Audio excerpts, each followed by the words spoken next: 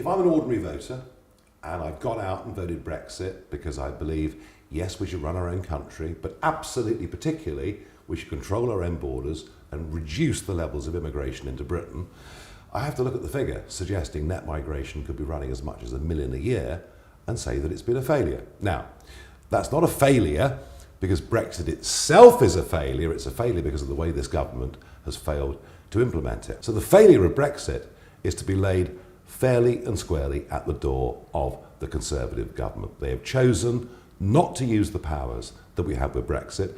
They've chosen, actually, to turn us into more of a mass immigration country than we've ever been before.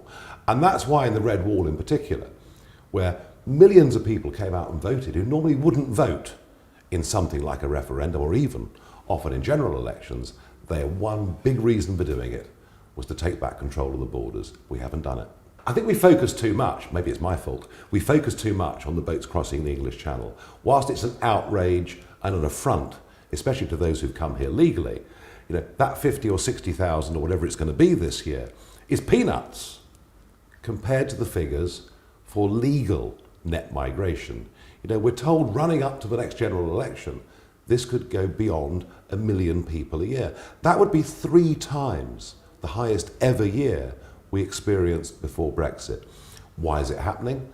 Well, because the Australian-style point system that Boris Johnson promised the country actually lowered the bar at which you could enter the country. We have no upper cap, we have no limit, and so, you know, if you're unable to get a GP appointment, or your kids can't get onto the housing ladder, or it takes you twice as long to get to work because of the traffic on the roads, don't be surprised. We have a population crisis in this country. It's the biggest thing affecting people's lives every single day. Our living standards are declining because of mass immigration, and this government clearly has no interest in doing anything about it. We've become the low productivity, we've become the low wage capital of Europe over the course of the last 20 years, and it's pretty clear big employers want to continue on that course. But think about it. Over 5 million people of working age in Britain who are not working. We cannot endlessly go on massively increasing the size of our population, diminishing the ability of ordinary folk to get services that they used to think were a right. We can't go on like this. The ability to make your own decisions must be the right thing to do.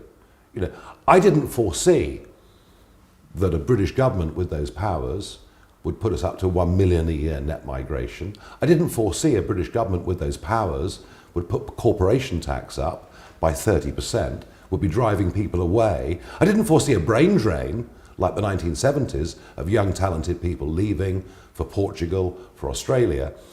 I think what we've seen so far with Brexit is that our politicians are about as useless as the European Commission was before. But we still do, at least now, through the ballot box, have a chance at some point in the future to change that. So am I disappointed by Brexit? Immensely, along with millions of people. But my real disappointment isn't the Brexit process, it's this Conservative government. I made one promise in that referendum campaign in the previous 20 years. My promise was we would be back in control and the masters of our own destiny. And that's all I ever promised. Yes, the career politicians like Boris Johnson promised money for the NHS and all the rest of it. What I promised was the ability to control our borders and to govern our own country. That we have, but sadly, the Conservatives have blown it, and the expectations of Brexit voters have not been met. And that has led to mass disenchantment with the Brexit process for millions of people. There's nobody more disappointed in that than me.